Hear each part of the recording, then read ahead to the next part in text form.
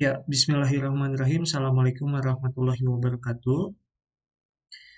Dalam kesempatan kali ini saya akan menjelaskan mengenai pemrograman Python dan juga metode numerik ya. Jadi metode numerik ini merupakan salah satu subjek yang sangat penting ya untuk dipelajari sebagai seorang saintis ataupun seorang insinyur ya seperti itu. Karena mengapa metode numerik ini sangat penting?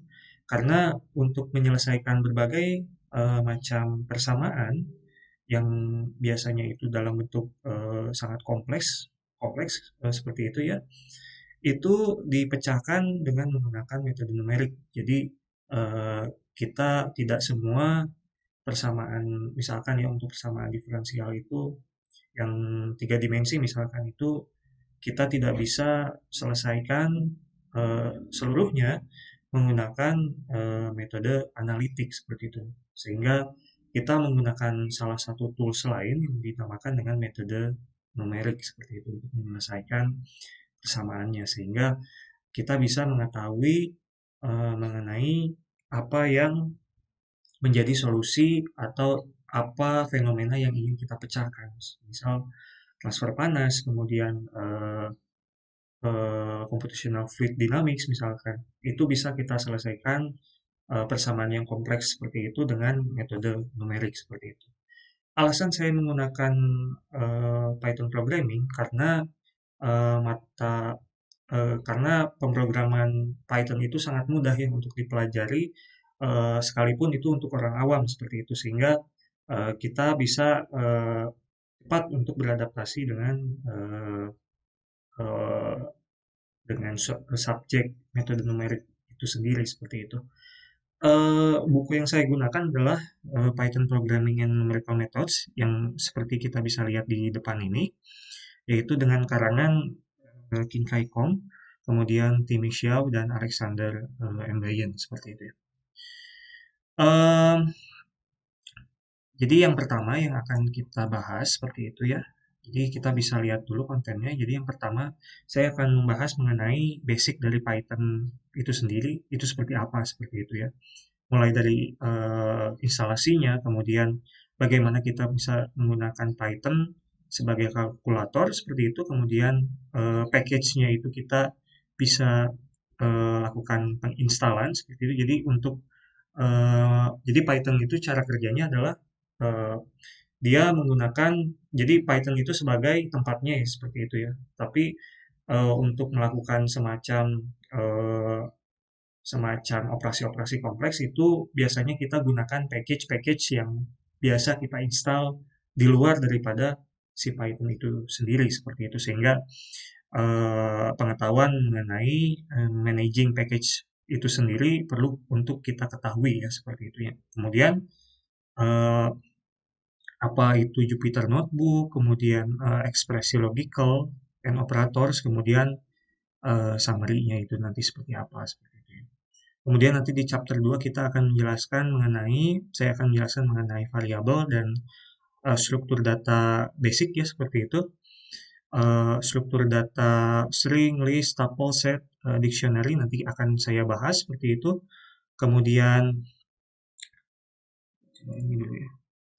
Kemudian saya akan jelaskan apa itu nanti fungsi, kemudian branching statements, jadi conditional statements itu nanti akan saya jelaskan. Kemudian iteration juga akan saya jelaskan, proses iterasi ya, kemudian proses rekursi akan saya juga jelaskan. Kemudian object oriented programming akan saya jelaskan sedikit seperti itu. Kemudian untuk complexity ini nanti saya akan lihat apakah complexity perlu untuk diajarkan atau tidak seperti itu ya. Kemudian untuk representation of numbers ini akan saya jelaskan mengenai eh, pengaruh daripada error untuk berpengaruh terhadap nilai yang akan kita dapatkan seperti itu. Jadi biasanya kalau misalkan untuk hitungan-hitungan yang besar, eh, nilai error daripada komputer itu, jadi seperti ini, setiap komputer itu biasanya mempunyai nilai eh, nilai error daripada pembulatan ya. Jadi setiap komputer itu dia mempunyai berapa sih nilai yang terkecil yang biasa mereka bulatkan seperti itu. Dan eh, biasanya untuk beberapa komputer sendiri nilai pembulatan ini tidak akan berpengaruh terlalu banyak terhadap perhitungan jika nilainya itu ordernya besar seperti itu. Tapi kalau misalkan ordernya kecil sekali, maka dia akan berpengaruh ya, sehingga akan mempengaruhi nilai daripada perhitungan yang kita lakukan seperti itu. Dan itu perlu kita ketahui sehingga kita bisa meminimalisir bagaimana jika kita menghitung nilai dengan order yang kecil seperti itu. Itu untuk di chapter 9, kemudian untuk yang chapter 10 itu mengenai error ya. Kemudian practical programming, jadi program pertama lah seperti itu ya. Kemudian, nah nanti kita akan mempelajari mengenai bagaimana caranya kita memplanning suatu program, kemudian bagaimana kita membuat suatu kode itu bersih seperti itu ya, sehingga setiap orang awam yang akan melihat program kita tidak tidak bingung seperti itu.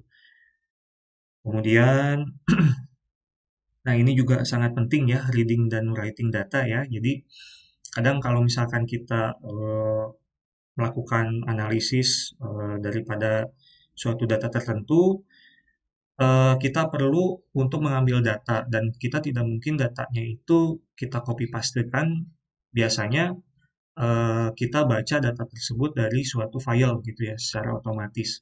Kemudian hasil kalkulasinya sendiri biasanya kita tidak mungkin kalau misalkan line kodenya itu sangat banyak sekali, kita tidak mungkin mengcopy paste secara manual seperti itu ya dari Python eh, ke dalam suatu file seperti itu, sehingga kita perlu mengetahui apa yang ada di chapter 11 ini untuk memudahkan kita ke depannya dalam membaca dan mewrite suatu data seperti itu. Kemudian yang chapter 12 itu mengenai visualisasi dan plotting. Ini juga sangat penting untuk mengetahui eh, hasil atau memvisualisasikan hasil hitungan yang sudah kita lakukan seperti itu ya. Kemudian ini juga sebetulnya penting ya untuk parallelize your Python ini adalah proses computing parallel ya. Jadi untuk mempercepat pemrosesan perhitungan yang akan kita lakukan seperti itu. Biasanya kalau untuk perhitungan dengan menggunakan DFT, density functional theory, kemudian untuk Hartree-Fock misalkan, itu kita lakukan parallel computing agar hasil yang kita dapatkan bisa didapatkan secara lebih cepat seperti itu. Kemudian di chapter 12, di chapter 14 kita masuk ke metode numeriknya ya. Jadi yang pertama yang akan kita bahas adalah aljabar linearnya dan sistem persamaan linear seperti itu. Dan di sini ada banyak beberapa metode yang bisa kita gunakan. Yang pertama adalah metode eliminasi Gauss, kemudian metode elimination Gauss-Jordan, kemudian metode dekomposisi LU, kemudian metode Gauss-Seidel ya, seperti itu. Biasanya yang kita gunakan adalah menggunakan Gauss-Seidel ini seperti itu. Sementara untuk yang Gauss Elimination Method, Gauss-Jordan, kemudian yang LU Decomposition ini kita uh, selesaikan dengan menggunakan analitik saja seperti itu ya. Kemudian yang eigenvalue dan eigenvectors juga ini sangat penting untuk dipelajari karena ini sangat penting untuk menyelesaikan persamaan yang berbentuk eigenvektor ya, seperti misalkan persamaan Schrödinger dan lain-lain seperti itu. Kemudian ini juga sangat penting regresi linear ya, regresi linear, metode kuadratik kecil lah ya. Jadi biasa kalau kalau kita mempunyai suatu data, misalkan kita ingin tahu tren daripada data itu seperti apa. Nah, tren itu bisa kita cari dengan menggunakan regresi eh, linear ini seperti itu ya. Metode metode kuadrat terkecil ini ya. Kemudian yang ke-17 adalah chapter 17 adalah interpolasi, di mana interpolasi itu adalah bila kita mempunyai suatu data, kita ingin tahu nilai di antara dua data yang kita tidak ketahui seperti itu. Nah, itu kita bisa dapatkan dengan menggunakan metode interpolasi, di mana metode interpolasi ini ada beberapa metode yang bisa kita gunakan ya, seperti linear interpolation, kemudian Kubrick spline interpolation, kemudian Lagrange polynomial interpolation, kemudian Newton polynomial interpolation dan lain-lain seperti itu ya. Kemudian yang chapter 18 adalah Dirac-Taylor.